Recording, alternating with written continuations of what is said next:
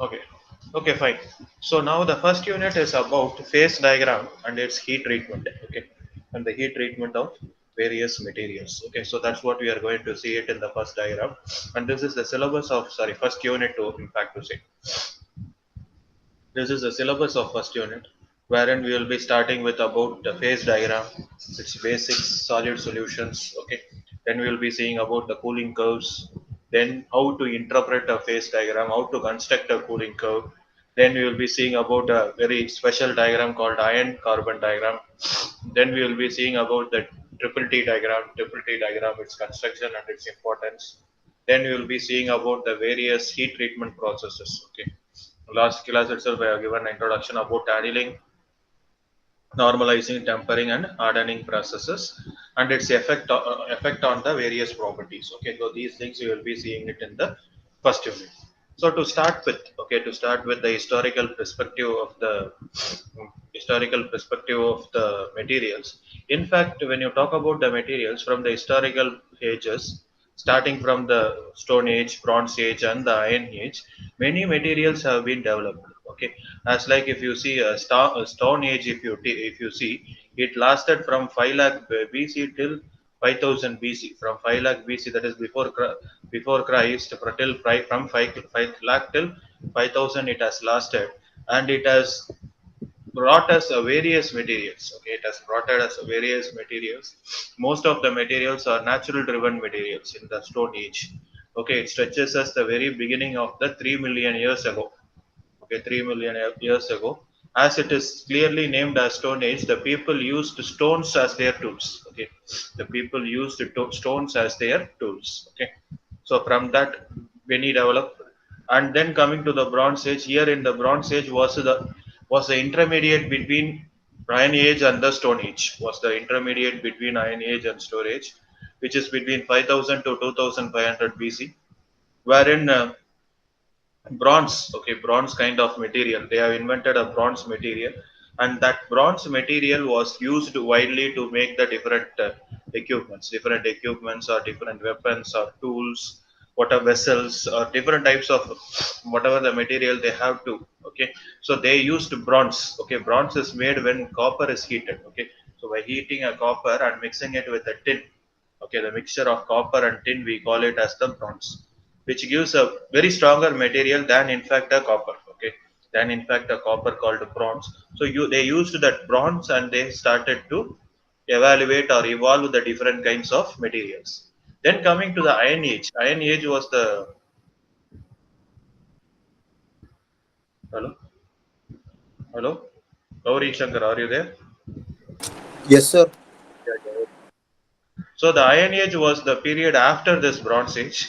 Here also they wanted a still more stronger and reliable metal, so they went for the iron. Okay, they used iron to make this various kind of equipments, and for housing and every kind of other materials also, they started to use these kind of iron for the various what you can say, various applications. Okay, so similarly, so these are the historical perspective how the materials have been developed. So these are the various Stone Age tools. Okay, as I told in the previous, from the stones, they have developed different kinds of tools. Okay, not only the tools, they have also developed some equipments also for their usage and applications. Okay, so this is a timeline. Okay, time travel, how the material have been developed from 1900. Okay, 1900, if you see, the radio transmission was developed, then a teddy bear was developed in 1902, and then crayons were invented. Okay, then windshield wipers were invented. Like this, a variety of applications were invented, and in variety of application, different varieties of materials were used. Okay, so the energies and the technology advancement happened, and the way in which they work, entertain, and communicate the modern world also changed. So this is how the technological age and history have been developed. Okay, so these are the examples.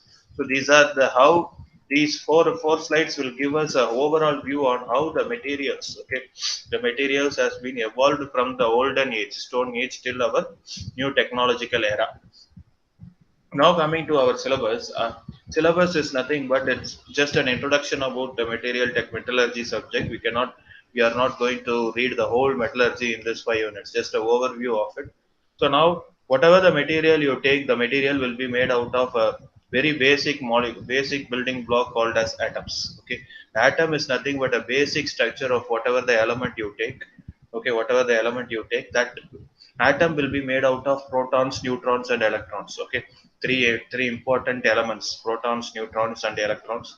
When you talk about the simple atom, will be having a very small nucleus. Okay, the atom will be having a very small nucleus which will be in the range of 10 power minus 4 meter in diameter, and it will be surrounded by an electronic cloud. Okay, electronic cloud wherein the electrons will be getting distributed, wherein the total diameter of the atom will be 10 power minus 10 meter. Okay, so in the center you will be having a nucleus, and the nucleus will be surrounded by an electronic cloud wherein the electrons have been distributed. Okay, so when you talk about the atoms, okay, in the atoms, the next topic is types of bonds. Okay, bonds. So when you talk about the atoms, in the atoms, based on the movement or the location of the electron, okay, how the electron moves, okay, how the electron moves and where it is located, okay, how that a particular electron moves and how where it is located and how it is interacting. So based on this, the chemical bonds will be formed.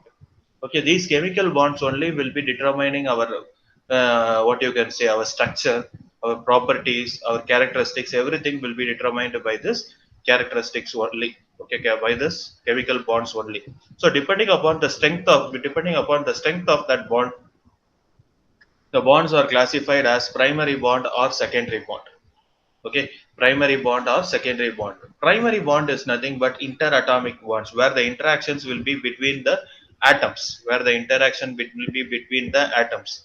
But secondary bond is nothing but intermolecular bond, wherein the interaction will be between the molecules. So now if you talk about this primary bonds or interatomic bonds, the interatomic attractions, okay, the interatomic behavior or the interatomic attractions which happens between the two bonds, okay, two atoms, or we can say it as two atoms, will constitute a bond. Okay, the interatomic attractions which will happen between the two atoms will be constituting a bond.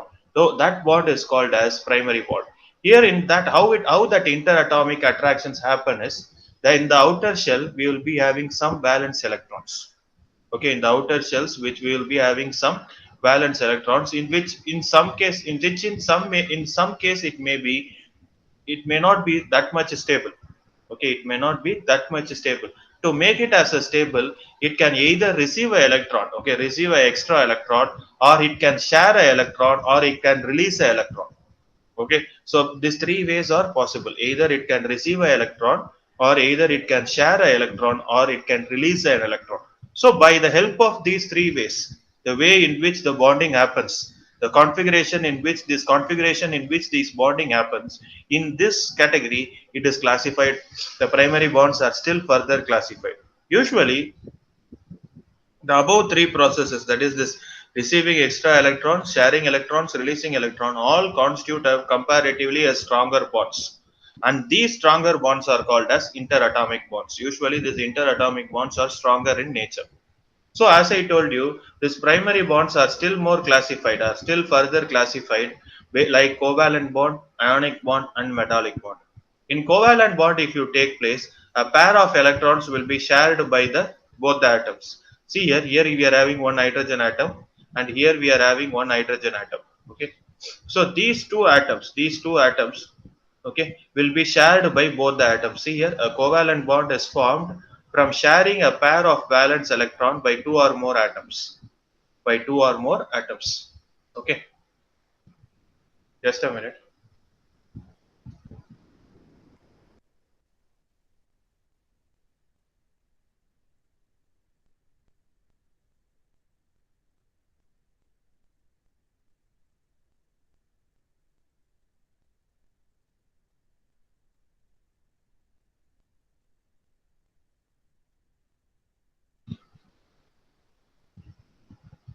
Yeah. Is it visible now? Hello? Gauri? Gauri Shankar? Gauri Yes, sir. Shankar? Yes, sir. You are visible, right? Yeah. Yes, sir. Okay. So in covalent bond, as I told, a sharing of a pair of electrons will be happen. That is, a pair of valence electrons will be shared by two hydrogen atoms. Okay. So now see here this is one hydrogen atom, and here this is one hydrogen atom. Here we are having a pair of electrons. So these pair of electrons will be shared by both the atoms. Okay, both the outer shell. These shared electrons are present in the outer shell or the valence shell of both the atoms.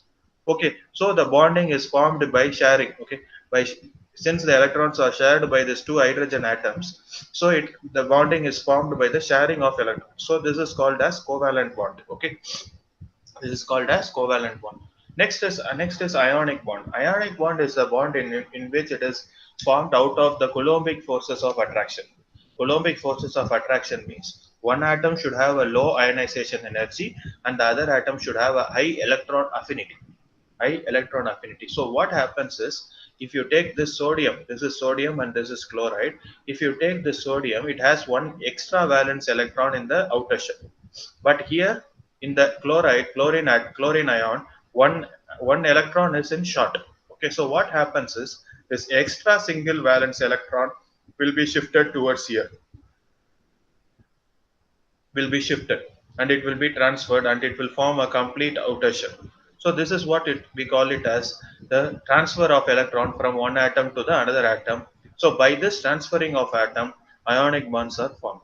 Ionic bonds are formed. So by this ionic bond, if you see, but the only condition is in ionic bond, one atom should be having a low ionization energy and the another atom should be having a higher electron affinity. Should be having a higher electron affinity. Okay, one should be having low ionization energy and the other should be having a high electron affinity.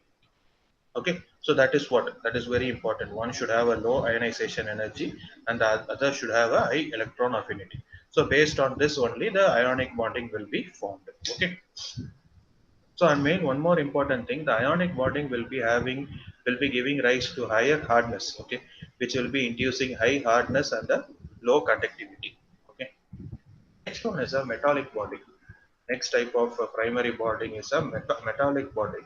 In this metallic bonding, what happens is usually atoms may be of different elements. Okay, atoms may be of different elements. Here, what happens is the negative ions will be forming an electron cloud. Okay, the negative ions will be forming an electron cloud. Usually this space. Okay, usually this space. We call it as the what you can say electron gas.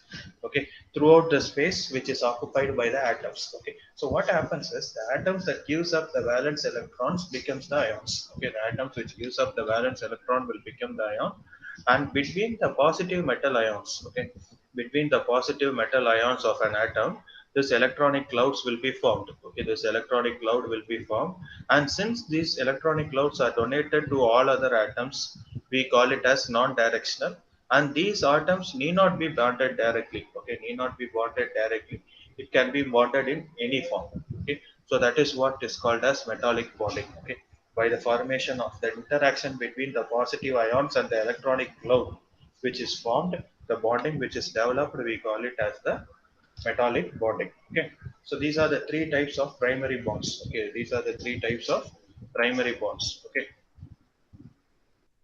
now coming to the introduction part. Okay, next part is the phase diagrams. Okay, as I told you, phase diagram or equilibrium diagram is a very important tool when we are going to study a particular material. When we are going to study about a particular material, this phase diagram or equilibrium diagram is very important.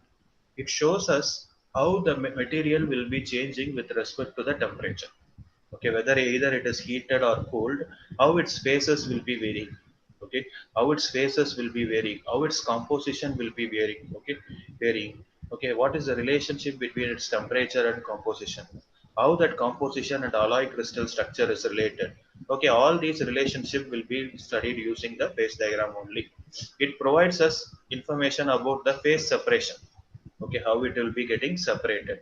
Okay, phase separation, then melting points of the alloys, structural castings, everything can be studied using this phase diagram. Okay, so the basic definition regarding the phase diagram is phase. First one, phase is nothing but a homogeneous part of a system which is under study.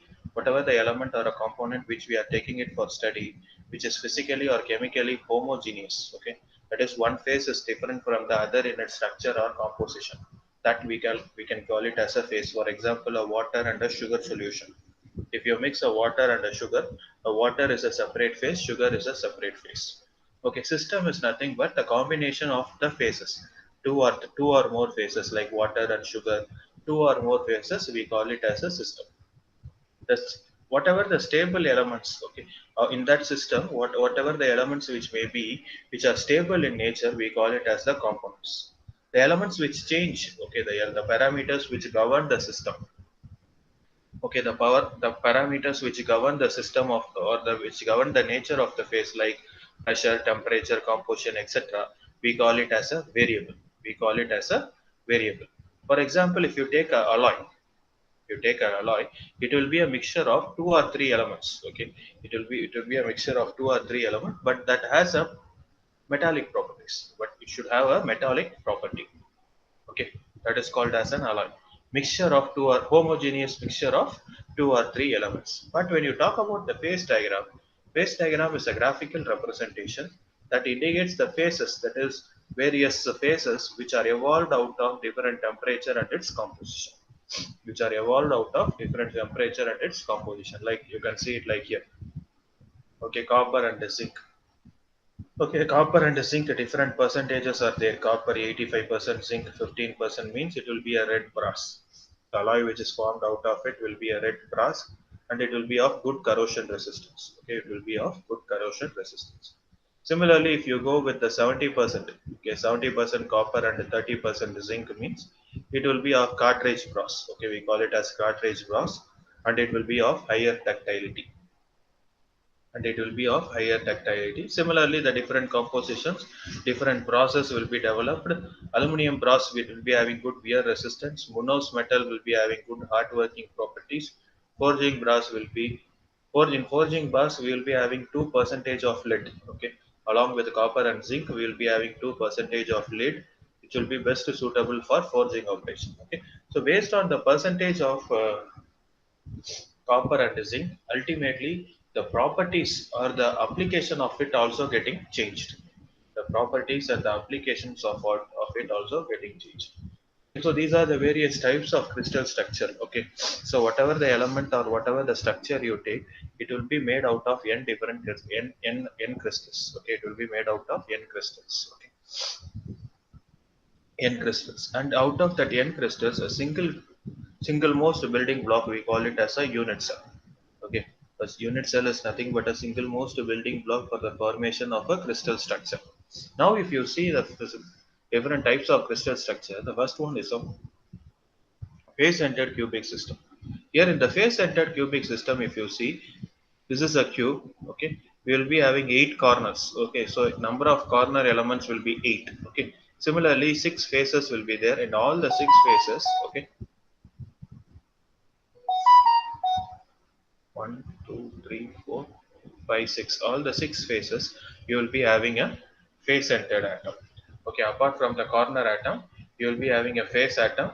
Okay, which is located in all the six faces. Which is located in all the six faces. So this is what we call it as the, what you can say, face-centered cubic atom. Face-centered cubic atom. Now, when you go to a body-centered cubic atom, so apart from the eight corner elements, okay, apart from the eight corner elements, only a single element will be there called body centered atom. Okay, body centered atom. Okay, now if you see here, there will be each corner element will be now one. Okay, each corner element, if you see, it can be shared by eight different other unit cells. Okay, one unit cell will be there, one unit cell will be at the top, one unit cell will be at this side. Similarly, the other four will be here. So if you take each corner atom, it will be shared by eight different unit cells.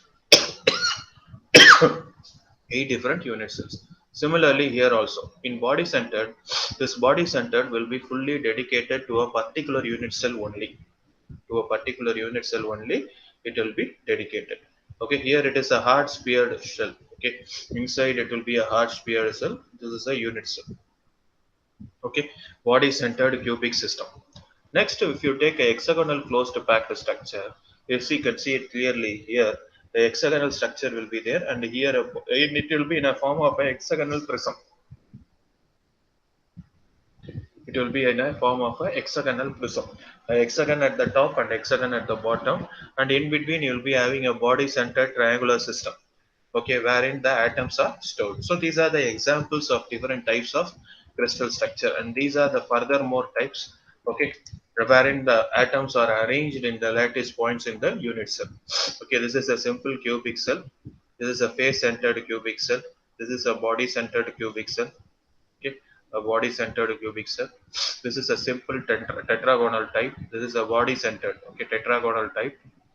Okay, similarly here it will be a cubical prism, cube. Here it will be a square prism. Okay, we will be having a body centered tetragonal. So depending upon the lattice parameters, depending upon the shapes, okay, depending upon the parameter and sizes of this, what you can say prism, it is classified as different categories. Okay, it is classified as different categories. Okay,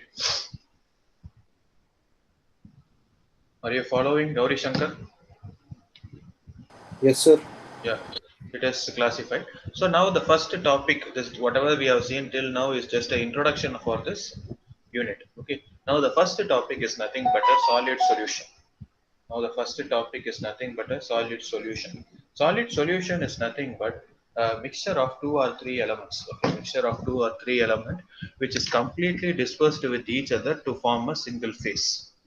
To form a single phase. So that is called as solid solution. That is, take two or three elements, combine it, mix it completely. Okay, mix it completely to form a single phase. That is, both the solute and solvent should be homogeneous in nature. Okay, so usually it is called as an alloy. Okay, the alloy will be having two elements. Okay, one is a solvent and the other one is a solute. Okay, the elements which are high in percentage we call it as solvent, and the element which is low in percentage we call it as a solute. We call it as a solute usually. So when you take a brass, it is a combination of copper and zinc. Okay, similarly aluminum copper alloy is also there.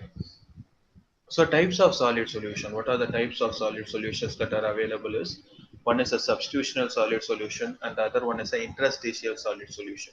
For example, this is an example of solute solution. Example of solid solution is a water. Okay, by just mixing a water and a ice. Okay, by just mixing water and ice, the hydrogen bonds will be broken and you will be forming a continuous chain molecule, a solid solution. Okay, continuous solid solution will be formed. Okay, frozen in nature, okay, causing to rupture. Okay, that is what happened here. See a watering can that have been ruptured along the side panel bottom seam. Okay, side panel of the bottom seam. Water that has left in the can during the cold plate autumn night expanded as it freezes and causes to rupture. When the water turns into ice, okay, it will be expanding. The material will expand. So when the material expand, automatically the rupturing will happen. Okay.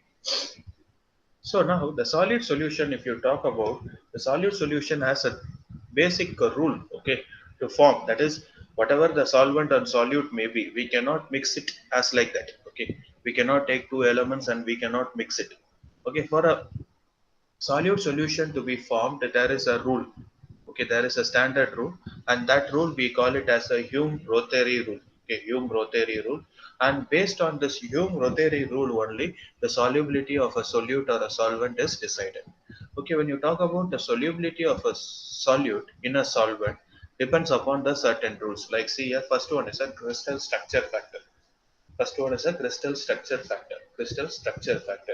Here in crystal structure factor, what happens is the metals, both the metals should have a same crystal structure. That is, if it is BCC, the opposite also should be BCC. If it is FCC, the opposite also should be FCC. So both should have a same crystal structure and should have a higher solubility. Okay, and should have a higher solubility and relatively atomic size factor. Okay, since the solute solution has to be formed, the difference in size also should be less than 15 percentage. Size between the solute and the solvent. Okay, first condition is it should have the same crystal structure. Okay, it should have the same crystal structure, and What is the second fact? Second condition is the difference in size should be 15%. Okay, the difference in size should be 15%. Then chemical affinity factor. Chemical affinity factor means it should be favorable for a solid solution formation, as it should not have any chemical attraction between it. Okay, the chemical affinity should be less. Okay, if the chemical affinity is more, a compound will be formed instead of a solid solution. Okay, if it is more chemically attractive means a compound, okay, a compound will be formed instead of a solid solution. Okay, that is called as chemical affinity. Chemical affinity should be lesser, atomic size difference should be less than 15 percentage, and crystal structure should be the same. Next one is it should have the valence factor.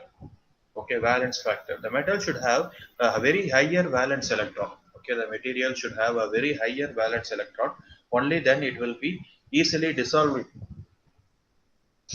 Only then it will be easily dissolving with the lower valence electron. Okay, okay, lower valence electron. Whereas if you take a lower valence electron, it will be also having a good solubility in higher valence electron. So one should be a lower valence and the other should have a higher valence. Okay, so only then a sodium chloride kind of combination bonding will be formed. So that is what, these are the four rules. Very important question.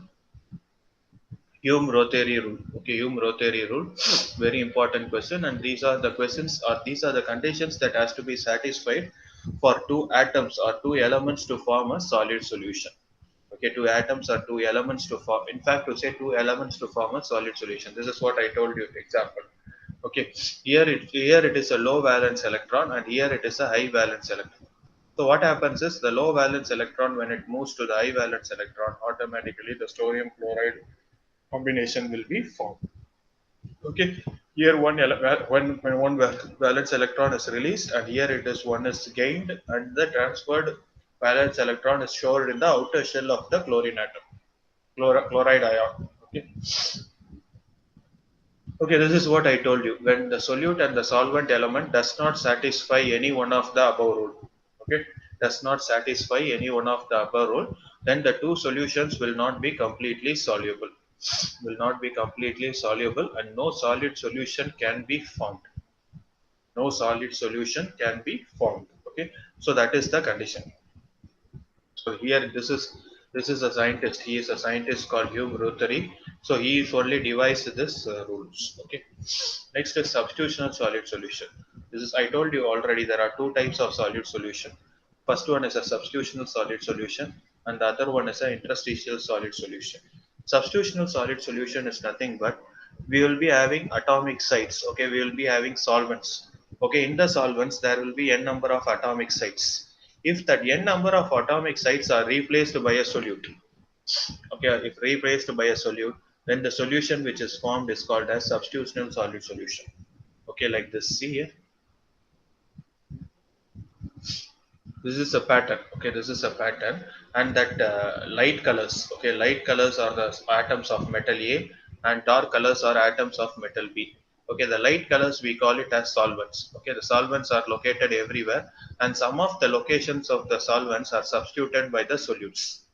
Okay, are substituted by the solutes. Okay, this is called as substitutional solid solution. Okay, the places of the solvents are occupied by the solute. Okay, okay, it is called as substitutional solid solution, and here it is called as an ordered pattern of substitutional solid solution. Here it is a randomly arrangement. Okay, the solute randomly takes different locations and in different orientations, and it replaces the solvent. Okay, so this is called as a random solid solution, and this is called as ordered ordered substitutional solid solution. Here you can see, and another example, same, the color figure it is shown. See here, an element replaces the host atoms. Okay, an element replaces the host atoms in an orderly arrangement. See here, this red colors are called as solute. Initially, all will be green. Okay, like this, all will be green. Some of the solvents are replaced by solutes. Okay, now if you see interstitial, an element goes into the holes. Okay, into the holes. Okay, into the spaces, into the holes it will go. So this is called as interstitial type of solid solution. Okay, here if you can see copper plus zinc, If you can call the copper mixing with the zinc, okay, copper mixing with the zinc, we can call it as a brass.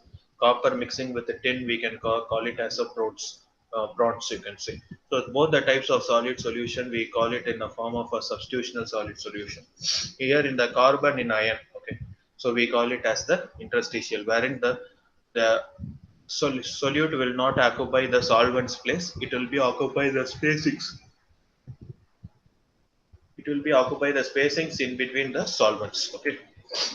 So when you talk about the key features of the solid solution is that the metals will be retaining its homogeneity and the solubility for the transformation of crystal structure also will be good. Okay, will be good. So because of that solubility factor only, this substitutional solute solution will be consisting of different.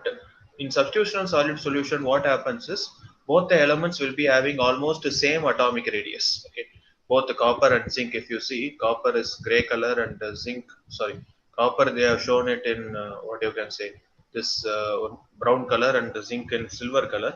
Both are of same atomic radius, if you see, both will be having same atomic radius. And in whatever may be the solvent, in the place of the solvent, the other one solute will be coming and occupying it. Okay, now if you see the interstitial solid solution, the carbon will be the interstitial elements, okay, will be having a very smaller radius than the solvent atom. Okay, so that is what a brass or a copper example for substitutional solid solution is copper and zinc, which is nothing but a brass, or copper and tin, which is nothing but a bronze. And here a carbon steel, okay, carbon steel, wherein the iron or in the material. Okay. So substitution, another example is copper plus nickel. Copper plus nickel. Okay, these two elements are completely soluble in one another at all the proportions. Okay, so now if you see, the atomic radius also almost the same, 0.128 and 0.125. Both will have FCC crystal structure. Electronegativity also same, 1.9 and 1.8, almost the same. But the valence is +1 for copper and +2 for nickel. But that also will be same, because in some of the cases, copper will be also having a valency of 2. So because of that, because of these matching properties, they will be forming a substitutional solid solution. Okay.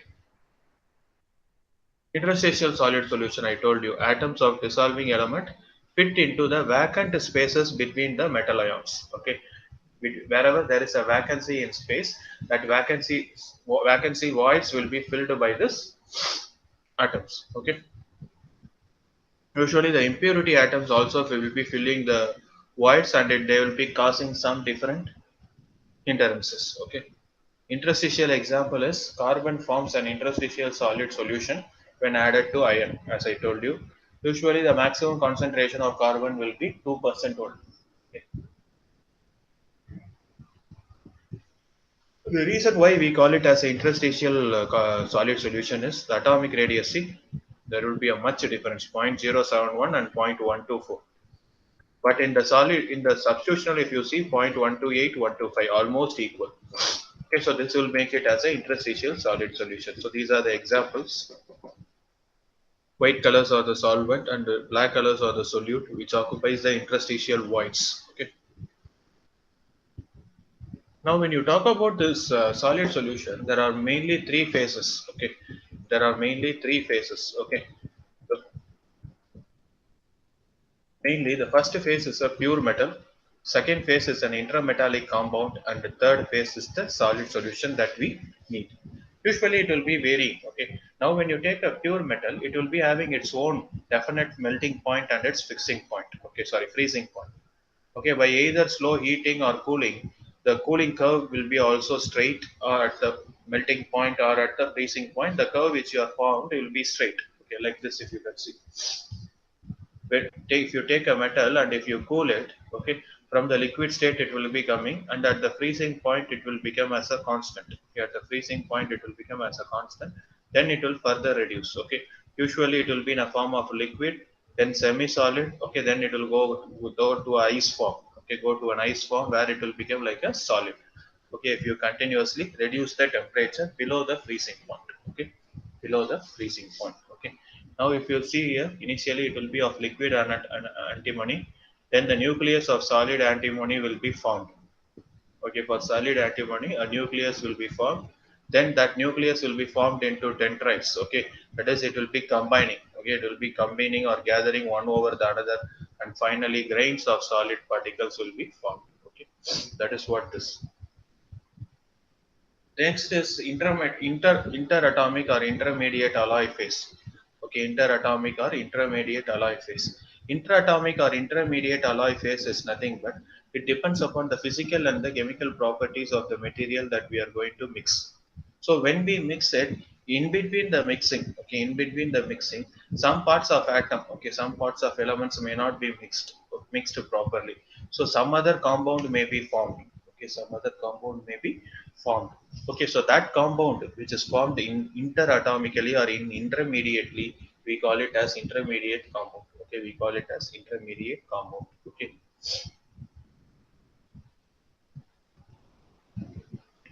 Okay, so now the next type is classification. See here, intermetallic or valence compound.